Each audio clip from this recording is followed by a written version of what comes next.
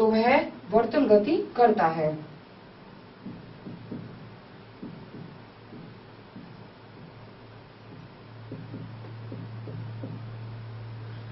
और अब हम बात करते हैं गति के तीसरे प्रकार की। तो गति का तीसरा प्रकार है आवर्ती गति।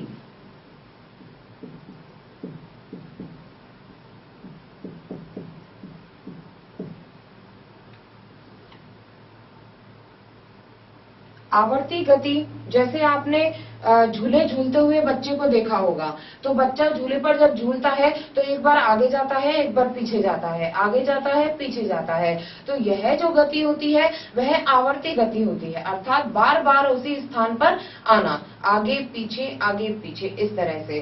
अर्थात और जो वृक्ष की शाखाएं होती हैं वो भी कभी आवर्ती गति करती हैं। और सरल लोलक आवर्ती गति का सबसे अच्छा उदाहरण है। सरल लोलक, जब हम सरल लोलक को घुमाते हैं तो वह एक बार आगे और एक बार पीछे जाता है, अर्थात आवर्ती गति करता है। तो आवर्ती गति में क्या होता है कि वस्तुएं जो होती है वो निश्चित समय अंतराल के बाद अपनी गति दोहराती रहती हैं, जैसे किसी सरल लोलक की गति।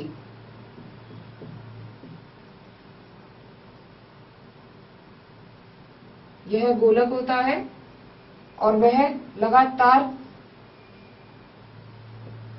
आगे अथवा पीछे घूमता रहता है, इस तरह से गति करता रहता है। इस गति को आवर्ती गति कहते हैं और इसके उदाहरण हैं जैसे सरल लोलक अथवा झूला झूलता हुआ कोई बच्चा।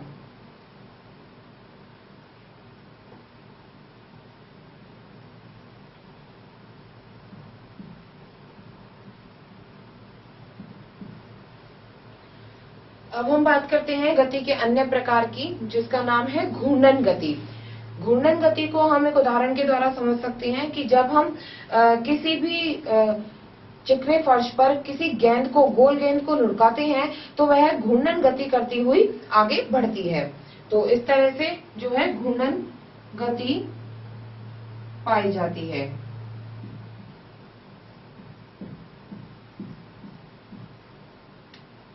घूर्णन गति के उदाहरण को हम इस प्रकार से समझ सकते हैं, जैसे कोई भी एक चिकनी बॉल है, उसको फर्श पर लुढ़काते हैं तो वह गोल गोल घूमती हुई फर्श पर आगे बढ़ जाती है।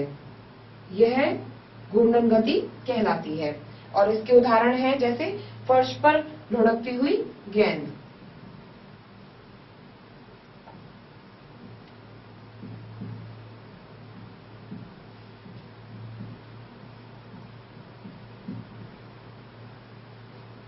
यह इसका उदाहरण है।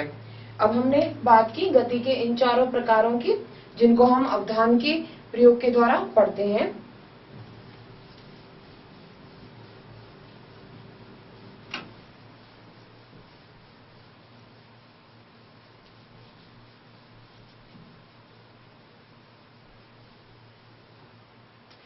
जैसे अवधान की क्रिया के द्वारा हम अवधान ग्राफ का प्रयोग करते हुए गति के इन चारों प्रकारों को एक वर्ग के द्वारा याद रख सकते हैं। जैसे 4 प्रकारों के लिए अवधान की प्रक्रिया में एक वर्ग का प्रयोग किया जाता है।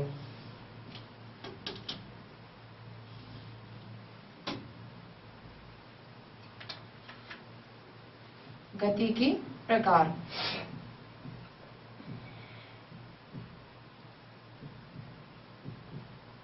जैसे सबसे पहले हमने बात की सीधी सरल रेखा में गति, अर्थात सरल रेखीय गति।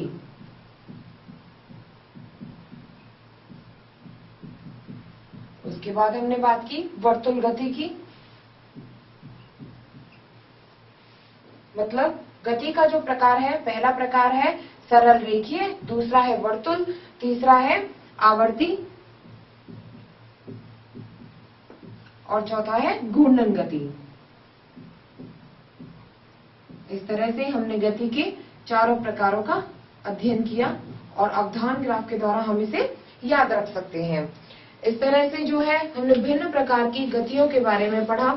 अब हम बात करते हैं कुछ प्रश्नों के बारे में। जैसे अगर प्रश्न पूछा जाता है कि 1 मीटर में